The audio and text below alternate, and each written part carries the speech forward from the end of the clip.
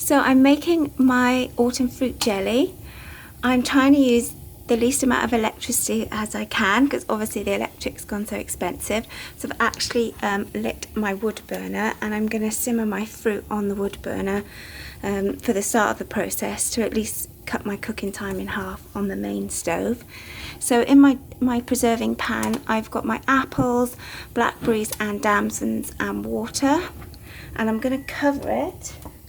I just grab this. I haven't actually got a lid big enough for my preserving pan, but I have got an old chopping board that I stick on there.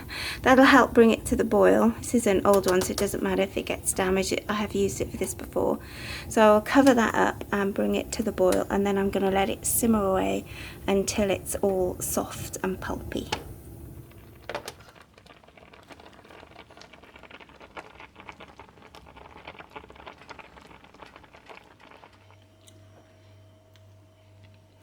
Now that it's all pulpy, I'm putting it through my jelly bag.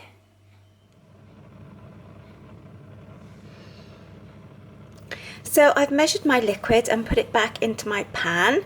It's just swirling because I've given it a stir. And for every pint of liquid in there, I've put in a pound of sugar. Oh, my camera's steaming up a little bit there. And when the sugar has dissolved, I will bring it to the boil and boil it until it reaches the setting point.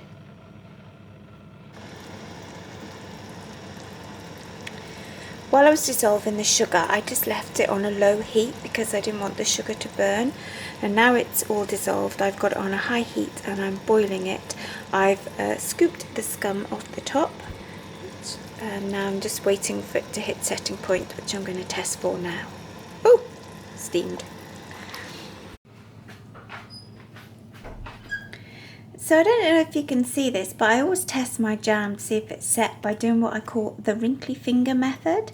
So I basically put some on a cold plate. This plate's been in the freezer. And then I put it on a dollop of jam on there, leave it for a minute to cool down. And then I push it with my finger. And if it wrinkles, not my finger, the jam, my fingers are always wrinkled. But if you can see there's like wrinkles, that means the jam will set. I've been doing it this way for over 25 years and my jam has always set. The only time it didn't was when somebody bought me a jam thermometer and I had to go using it, and I don't know what happened, but my jam didn't set that time. So I usually just push it with my finger, and if it makes a wrinkle, it sets. You can see by this blob as well, it's beginning to turn well into jam. So I will be putting that into my hot sterilised jars, which are over here. These are just jars that I've saved from various things, mint sauce, other jam, pasta sauce, cranberry sauce, anything like that.